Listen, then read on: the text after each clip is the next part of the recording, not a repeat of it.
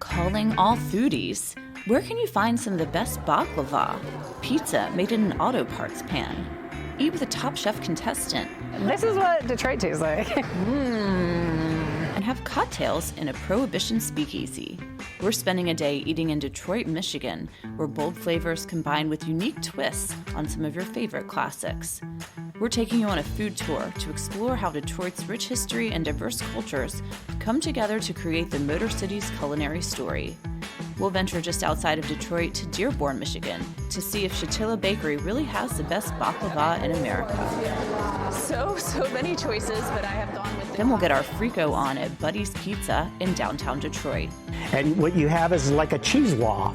That's my favorite thing I've heard all week, the cheese wall. And learn how this square pie has ties to the automotive industry.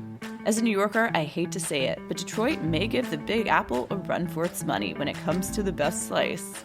Then we'll grab a cocktail and listen to some live jazz at Cliff Bell's, where stepping inside this 1920s Prohibition-era club is like stepping back in time.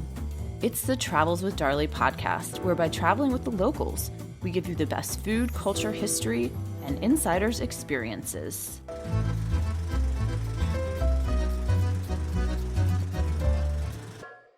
A few miles west of downtown Detroit, I'm stopping in Dearborn, Michigan.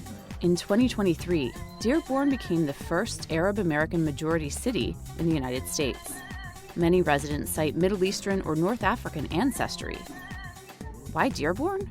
Part of the influx dates back to the 1920s, when Lebanese immigrants came to Dearborn to work in Henry Ford's automotive plant. Today, Dearborn is home to a whole lot of Middle Eastern restaurants and bakeries. If you want to eat your way through the Middle East, there are a lot of choices out here. And we're heading to a bakery that's supposed to be one of the best. Let's get some baklava. Shatila Bakery has been serving up premium pastries since 1979. Started by a Lebanese immigrant, it was a near-instant local success, helping to draw people from across Detroit and later Michigan and beyond for its superb pastries, which are now shipped all over. If you have a sweet tooth, you might be in trouble here. So many choices, but I have gone with the classic pistachio baklava. It's really good. A little bit of honey, a little bit of crunch. That pastry. From pastries to pizza. Another destination for foodies is Buddy's Pizza, where Detroit-style pizza dates back to 1946. We're stopping in the original location to dine with Leslie Pakula. I can't wait to try this. All right. Oh, wow. Ooh. Enjoy. This is it. Original Detroit-style pizza. It smells so good. You got the pepperoni under the cheese, so just that's what makes this pie. Made in kind of an industrial pan that was used in the automotive industry or tool and die shops. They used it as like a little scrap collector, so it was this size and this shape, so that's why the pizza is this size and this shape. And then the pizza is built differently, so you start with dough, then the pepperoni is actually placed on the dough, which is a little different than round pizzas, and then we layer the sauce on top, which again is different than normal pizzerias. And then of course what happens is the corners get crunchy, and so the cheese gets baked into the crust along the edges, and what you have is like a cheese wall. That's my favorite thing I've heard all week, the cheese wall. I know. I am a huge cheese lover, so this is like a dream. Well, you need a cheese wall to hold all the cheese into the crust, or else it kind of falls over. Let's try this pizza. Let's do it. The cheese wall Or frico, as they call it. is so good. And it's much lighter than I thought it would be. So you get the light, crunchy crust. That is really good. You get the lightness of the dough itself. The cheese, of course, has a little bit of bite to it. That little burnt cheese flavor is off the charts. Yeah.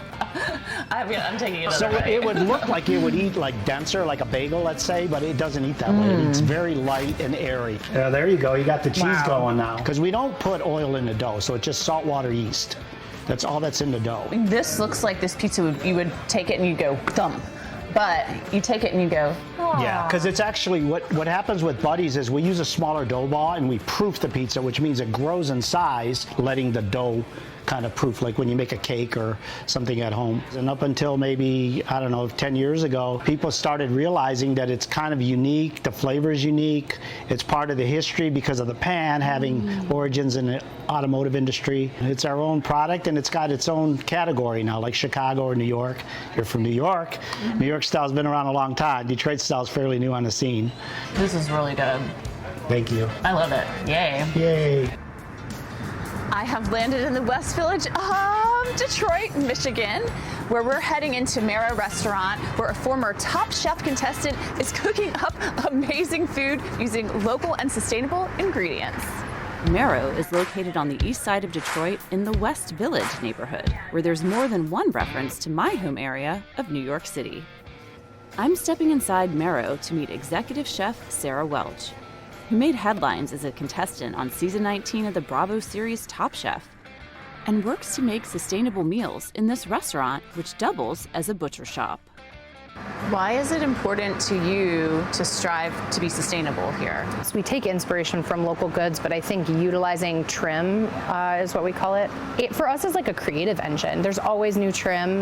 There's some from vegetables, there's some from meat. It changes all the time, and it kind of functions as like a mystery basket for your menu. So thinking of new ways to use the same items that are trimmed from meat or trimmed from produce, you want to be inspired, and that's kind of the way that we stay inspired by local goods that we get to work with every year. We go to every farm that we source from, we meet the farmers, we kind of see how they're raising the animals and make sure that that's in line with our standard practices, and that's kind of like the vetting process before we work with a farmer. So we're going to be making a peach and lomo salad. The lomo is the loin of the pig that is cured in salt and then hung to dry. So I have not had lomo before. Ooh, yeah, it's delicious. It's like prosciutto. It dries a little bit more because it's not protected by a bone anywhere. So super tasty, really great with peaches. We're going to toss the peaches in some house-made chili oil, some jardinera that we chop up as a dressing, hazelnuts, and then a bunch of local herbs. They change every day, and they kind of just like reflect the season. So kind of like a Midwest spin on a classic dish. Well, I'm excited to try this. Let's make peaches. Let's make it. Cool. Sweet. I'm gonna watch you make it. This looks great. The broth is cool, the chili is hot, the lomo is savory, Yeah. the nuts are crunchy, and there's the herbs that are so fresh. This is really good. I'll finish this. Please do. I'm like, that is a good peach. I'm ending my day in Detroit with cocktails and jazz in downtown Detroit. I'm about to try the Cliff Bell's cocktail here at Cliff Bell's in Detroit, an iconic jazz club dating back to 1935, named after John Clifford Bell, the man who is a legend in his own right. And we are diving in to learn about that legend and also see some live jazz.